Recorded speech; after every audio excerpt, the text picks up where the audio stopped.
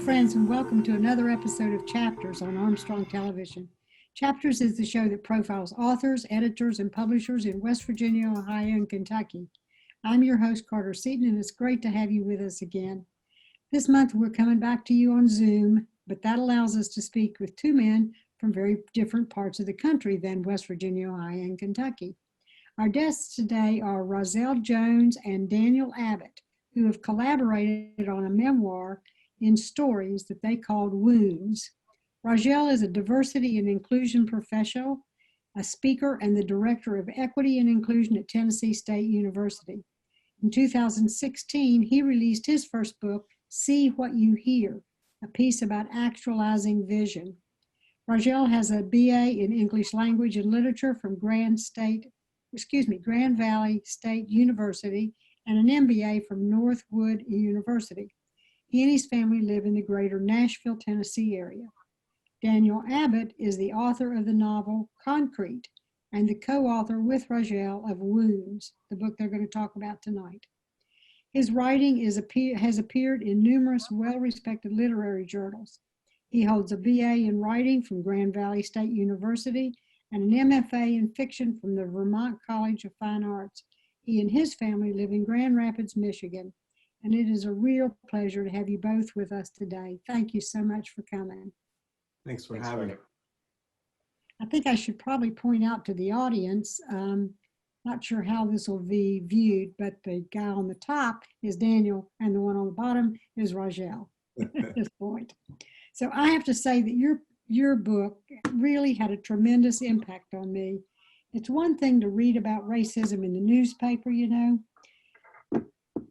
particularly the accounts of the Black boys, usually men and boys, not always, but sometimes women, being mistreated or having issues with cops and all of that kind of stuff. It's just front and center in the news. But it's a whole nother thing to hear those stories from somebody who's experienced it firsthand. And that's what I want to kind of talk about today is your reasons for writing the book, your background and relationship, and what made you decide to tell these stories. Can one of you all start with just kind of the background surrounding your relationship, and then the other one maybe pop in and say why you decided to tell these stories? Sure, our relationship is a very complex relationship. We've known each other since the mid 90s. And so I began to know Daniel back in a small town that I lived in called White Cloud, Michigan. And Daniel moved to the area. He was a little younger than me, but he moved to the area and really connected with a family that I was deeply connected to. So he ended up living, and the book will give you more insight into how all this occurred, but he ended up living with a Black family in the town of White Cloud. And I happened to be dating the oldest daughter in that family. And so her name is Crystal. And so we actually met each other, got to know each other more deeply through that experience. And then as life progressed, we found each other living in similar places many times. So for a while at the college in Big Rapids, Ferris State University, we were both around there. Then later in Grand Rapids, but we had kind of went a lot of different separate ways. And then we ultimately reconnected even more deeply when we both happened to marry two sisters. So now not only are we like lifelong friends, but we are brother-in-laws. And so that's the complexity and the joy of this. And then we're writing this book together. That is complex and interwoven for sure. Sounds a little like Appalachia, where there's a whole lot of people related to one another. So Daniel, what made you all decide to tell these stories? It began initially with the execution of Ahmaud Arbery. Razel and I were both profoundly affected by his death and began to vocalize a little bit on social media, which isn't either one of our styles. And as we all know, weeks later, George Floyd was executed by a police officer. And that moment for both of us was profound, to witness that. And it was that moment for me and for Razel where enough was just finally enough, that we both felt like it was time to do something outside of our intimate circle of people, our friends, our family, and to share some of our own experiences and do something besides cry, besides be upset, besides pace our living rooms. And so again, we were vocal on social media, and Razel and I had a conversation. We were like, we should write a book about the racial injustice that we've experienced and relate it to the things going on in the world. And no exaggeration, 5 minutes after Razel and I had this conversation, Brooks Rexroad sent me an email message saying that he'd like to get involved in anything that we were doing. And within days of talking to Brooks, we had a publishing deal to begin work on this project. And we felt very purposed from the onset. Well, it hasn't been that long since George Floyd's death. You all wrote this pretty quickly. We did, and painfully.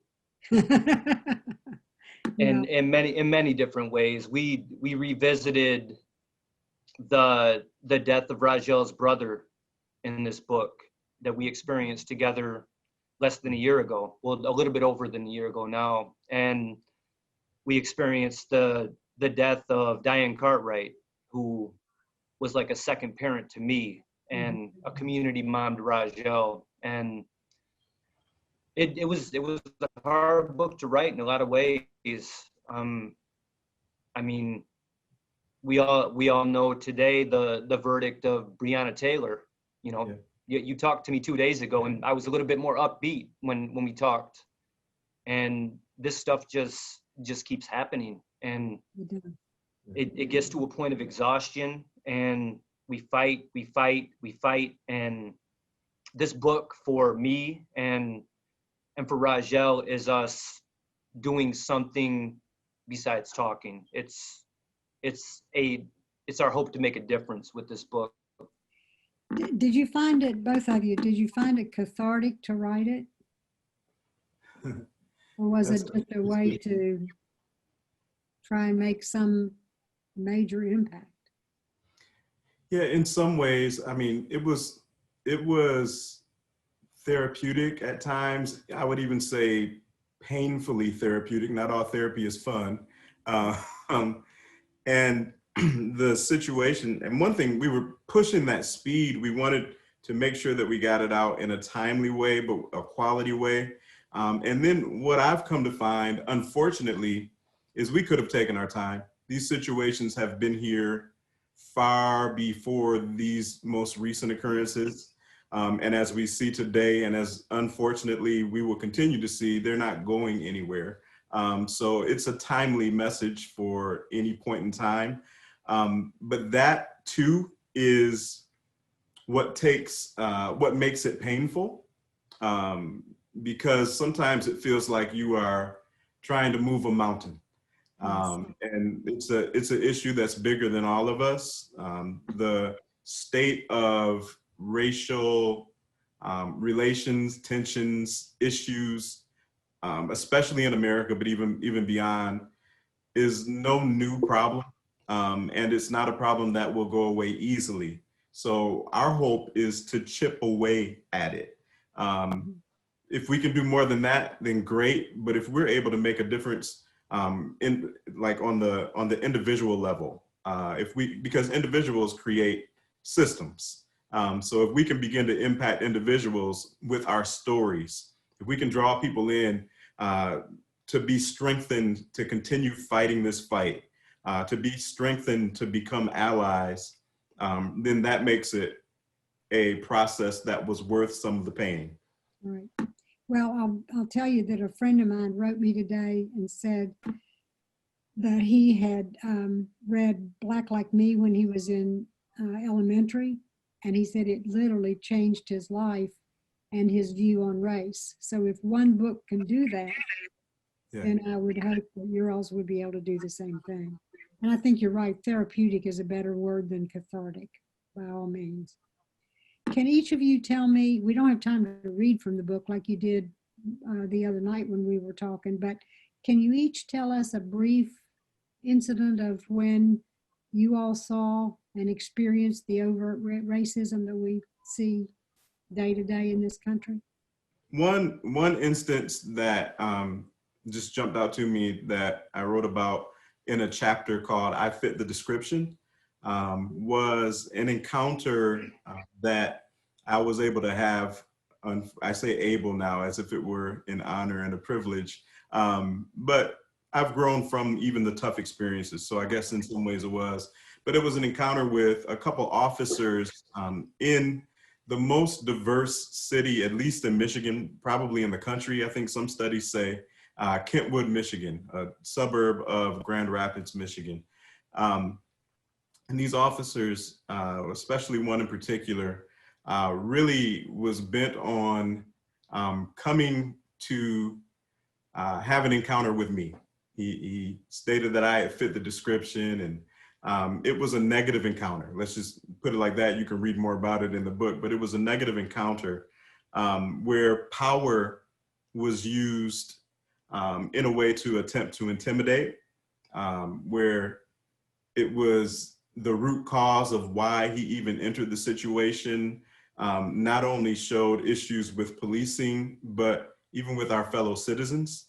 And, you know, some other fellow citizens were involved, and just a definite fear. I think that's what I've experienced throughout a lot of my situations where I've dealt with racism. Is it's built on fear, it's built on ignorance. And I don't mean ignorance necessarily as in like not being smart, but what I mean is a not knowing, not understanding, not recognizing the humanness of someone who may be different than you.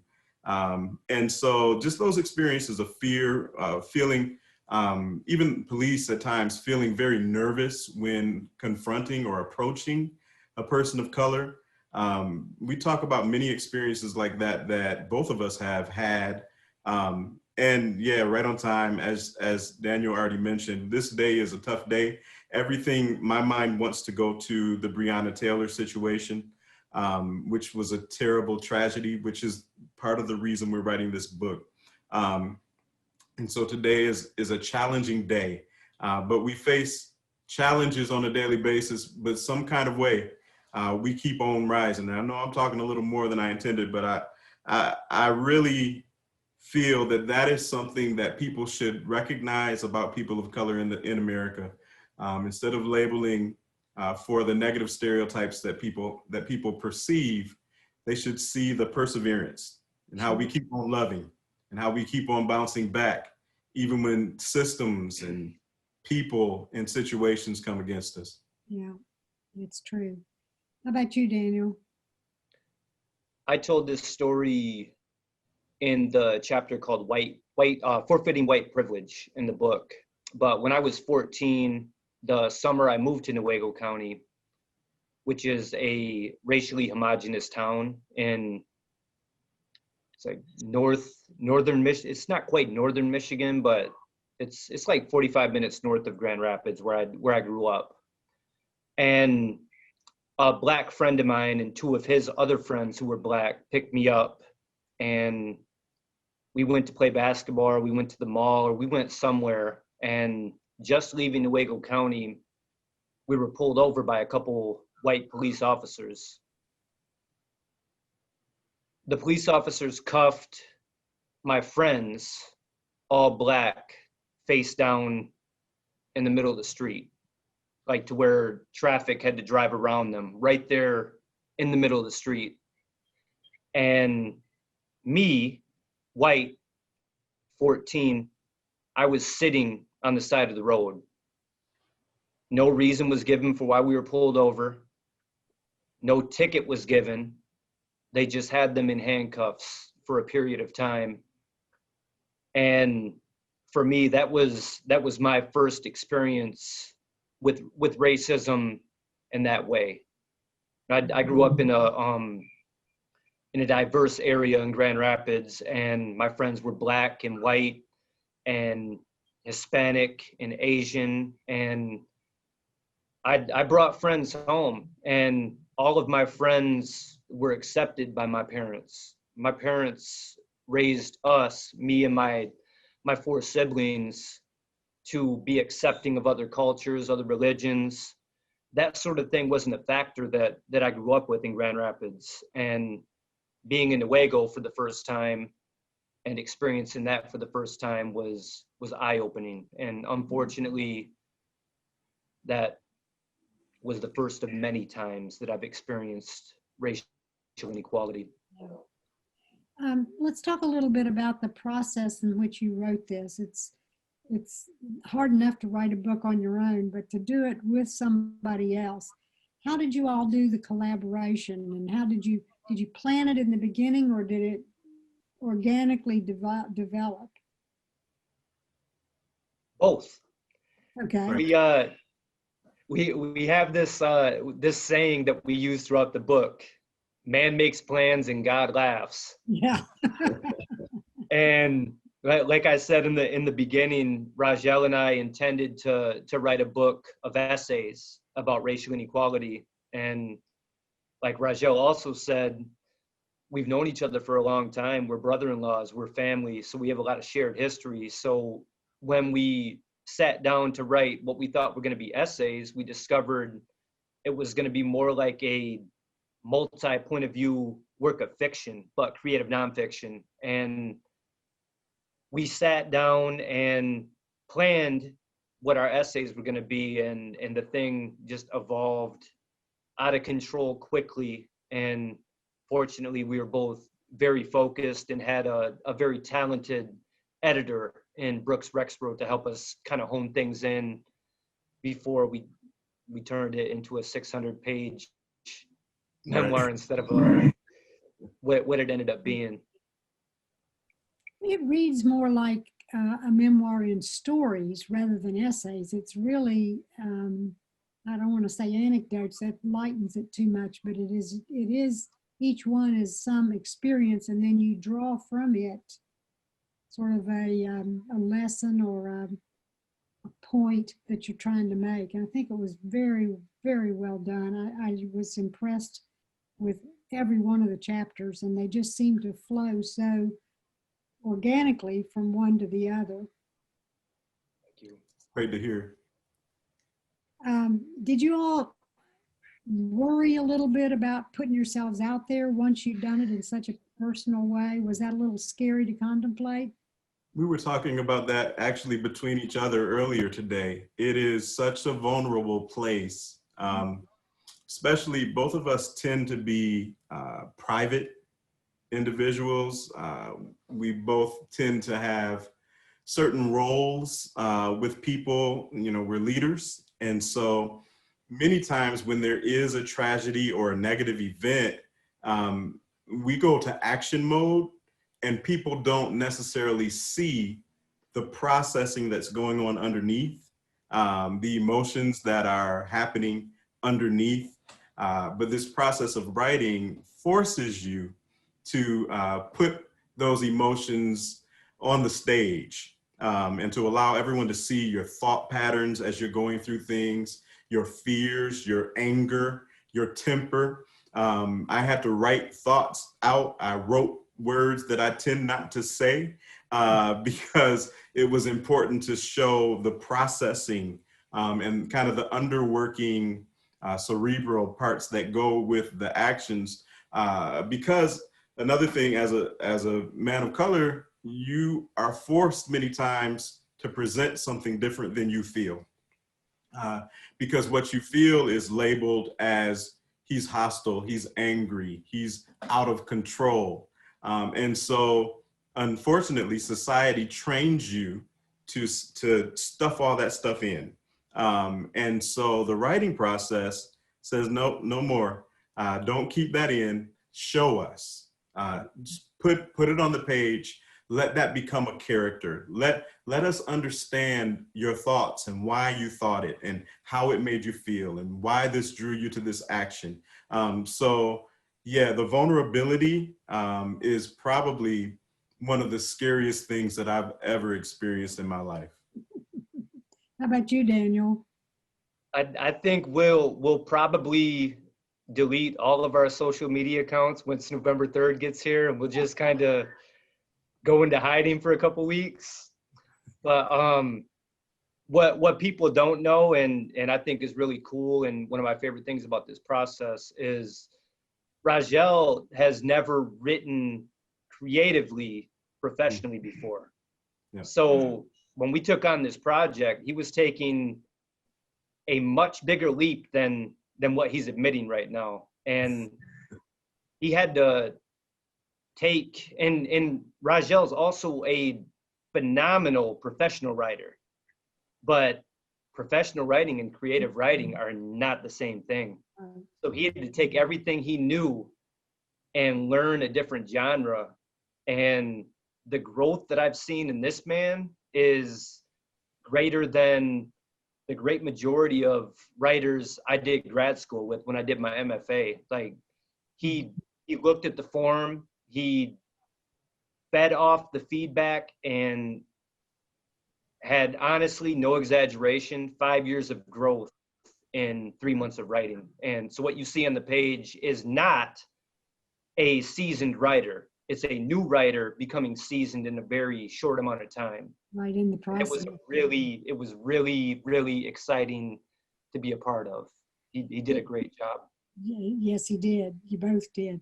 Did Brooks edit as you all went along, or was it you all kind of self-editing your each other's work and then handing it off to him when it was finished? Brooks did one really, really thorough, phenomenal round of editing. But as far as the first draft, we worked in Google Docs, and so we were editing live time. Razel would shoot me a text message. This chapter is finished. I'd stop what I was doing, normally with a small child attached to me, and edit his work with one hand. And likewise, we just, it was great. You know, you're a writer, Carter, so you know most of our time is normally spent on an island. You know, I might go 6 months before I hand off my work to an editor. And Razel and I were trading chapters on a basically daily basis, and which was the only reason we were able to write this book in that short amount of time. Sure. I think that keeps you energized. It's like going to class and having to turn something in to, at the end of the week. So I can see that would force you all to keep on going at a pretty quick clip. So yeah, and we felt the urgency too, like we said in the beginning, like the urgency not to rush it into the world, but the urgency of the importance of the stories being told during this time. Yeah. During all the tension. And we're not looking to point fingers at anyone in this book. We're looking to have conversations in this book, and the conversations need to be had. Well, speaking of that question or that issue, if you could say to people who really care about trying to do better, white people, what would you tell them to do? What would you want people to do to try and make a difference in their daily lives with how Black people are treated, or how they observe them, or how they interact with them? I'll start. I always like a good opportunity to be able to tell white people something. The first thing I would say is pay attention. And that's a really difficult thing for many people in the majority to do. because many of these issues, you don't have to pay attention. They don't necessarily impact you. Your life may not be changed by them. But if you will be empathetic enough to open your eyes, to put yourself in the place of other, that is a huge step. Just acknowledge, acknowledge that when someone says they're hurting, that they are hurting. Acknowledge, don't try to explain it away. Don't try to excuse it. Don't try to justify it. Don't come up with a different reason for why it happened. Pain is pain. Be empathetic enough, be human enough to see another human's experience and to say, that's not right. Once you've paid attention, figure out how you can use your skills, talents, and abilities to impact the situation, whether that's speaking up or using your gift, doing a training. If you're an HR person, putting in practices to make sure that people are given a fair shot. Anything, whatever your sphere of influence is, whatever your skill, talent, ability, and reach is, use that for positive impact, even though it didn't affect you. Great people always take action, even when it isn't necessarily for their benefit. Right, right. Do you have anything you'd like to add to that, Daniel? Absolutely. To touch on what Razel said about people not denying, my fellow white Americans, if you live in a white bubble, a white community, your children are white, your parents are white, your aunts and uncles are white, you live in a really good country. You don't want this country to change. You don't see the problems that minorities are going through. You don't have the same concerns as a Black parent has when their teenage kids are leaving the house. And it's understandable on one hand for a white American to deny that these problems exist because they don't see them. They don't stay up at night worrying about them. But this white American has a Black wife and 8 biracial children, 4 biracial sons, 2 of whom are adults right now. And when I hear sirens, I worry. Sure. As a white American, I worry. And it begins with, like Razel said, having empathy and having understanding, because we're all Americans. This isn't a situation where this is our country. If you don't like it, get out, that I keep seeing all the time. This is America. Right. This is a country built on people coming from other places and coming together and making something work. And it's not a person of color's responsibility to conform to the status quo of white America. It's the responsibility of America to conform to everybody, to make everybody welcome, to let everybody have the right to leave their house without being harassed by the police, without being executed by the police. And that's my hope. Sappy as it may sound, I want to see a country of equality. Yes. And you know, that's my dream. Yeah, mine too. When we see each new atrocity that occurs, the Black Lives Matter movement seems to get energized.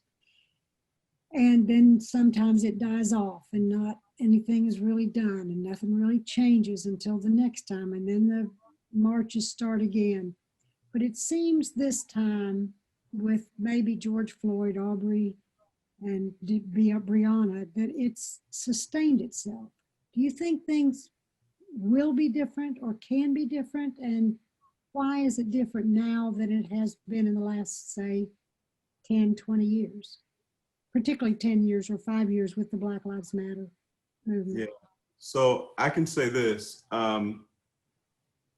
the Black Lives Matter movement is a continuation of many other movements. Mm-hmm.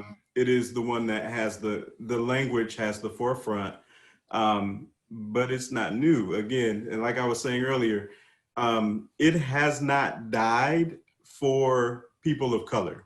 Yes. The momentum, the intensity, the passion has not died for people of color ever. It can't. I mean, we would love for it to be able to die, because that would mean that things are operating in a way where we don't need to protest, where we don't need to call out matters, where we don't have to defend someone else. I think the ebbs and flows are not about the consistency of that movement, but more about the inconsistency of the white community as it relates to caring. So right now, everyone's at home because of COVID-19, and everyone's paying attention. Everybody's seeing the news, and people are in an uproar because they see it. It's in their face. But the ebbs and flows, in a few more months, that particular situation won't impact some subsets or sets of our culture. And so there it is, it starts going down. And then, I mean, another situation happens. I hate this, it sounds so dark when I say it, but it's just the reality of what has happened. Another situation happens, people come and they're on an uproar again. Then that one dies down, people forget, and there it goes down again. And it's this cycle, but consistently, people of color are saying, hey, this is messed up. This country has a lot of issues. Does anybody see us struggling? Does anybody care? And so that's what I think. And then, as Daniel said a few minutes ago, then when we do protest, we hear a lot of responses from white America saying, well, if it's so bad, why don't you leave? But why leave a country that we built? We didn't come here on the Mayflower. We came on the bottom of slave ships. We didn't come here for opportunity. We came here forced to labor, to build the economy, to contribute talent, skills, muscle, grit, to build this country's economy and to build the foundations for the growth that has been able to be sustained. So what I say is, why would I leave? Just because I'm saying that something is wrong, if my garage door on my house is broken, I don't sell the house, I fix the door. And so that's what we're reaching out to the country to say, we're not going anywhere. So, but what we do want, yes, I'm frustrated with this country, but it's my country. I helped build it. My forefathers helped build it. I'm not trying to throw it away. I'm not trying to leave. I'm trying to fix it. We could talk about your book for hours. It was just a wonderful book. What I'd like you to close with is to tell us how we can get it when it comes out in November. You want to go ahead, Raj? Sure. Well, you can start the process of getting it even now. And so you can pre-order it. Several websites, summercamppublishing.com is where you will order it. You can be linked to the page to order it on danielabbottfiction.com. You can also be linked on razeljones.com. So you can order it there. That's all the ways to get it direct from the publisher. Anyone who orders it direct from the publisher before the release date will have an autographed copy by the famous, amazing Daniel Abbott. And then I'll throw mine on there too. And then in addition to that, it will be on Amazon. It's already on Amazon, on Barnes and Noble. And I think a few more sites. We'll keep you updated on our websites everywhere that you can get it. We're believing and working hard to build a tour, make sure that it's in many bookstores. So there's a lot of ways that you can get, but you can get it now. Pre-ordering it is the best way, and you'll get an autographed copy. So do that today. Thank you both so much, Razel Jones and Daniel Abbott, for joining us. It's just been a real pleasure. And thank you for writing your wonderful book. So thank you, audience, for joining in with us today. And that'll do it for this episode of Chapters.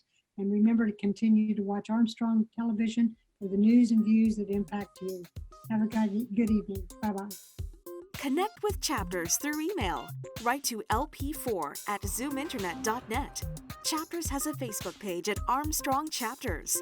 Like, subscribe, share, and comment.